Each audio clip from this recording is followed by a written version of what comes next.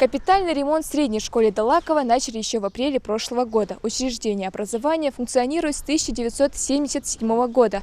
За все это время здесь проводился только легкий косметический ремонт. Этого, конечно, было недостаточно, учитывая, что объект находился в плохом состоянии. Теперь же большая часть работ для комфортного обучения уже проведены. Демонтаж пола, обработка стен бетоноконтактом, замена кровли, первый штукатурный слой. На данный момент помимо строительных проводятся электромонтажные работы. Задействовано больше 30 человек. Сроки укладываются. Сейчас они заканчивают электрику, отопление хайжлахтыжи, шпаклевки жлахтыжи. Сегодня-завтра уже начнем устанавливать едулу уже и кафель атулу.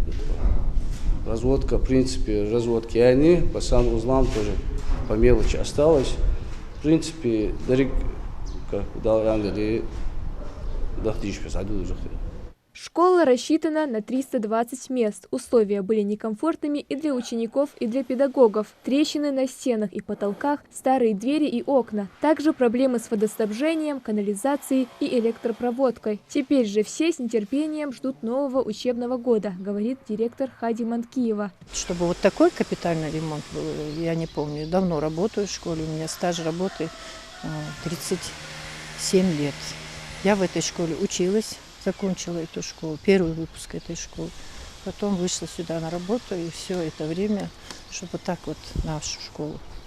Будет сказка, скорее всего, для детей. Я радуюсь за них, потому что они планируют, показывают, они рассказывают, видим мы. Все будет хорошо, мне кажется. Причин для беспокойства нет, уверяют специалисты. За качеством проводимых работ следит Управление капитального строительства региона. Завершить ремонт планируется уже в августе. Бывают какие-то замечания, небольшие, несущественные, но они тоже устраняют, дается время, они устраняют, да. А так работы ведутся согласно графика.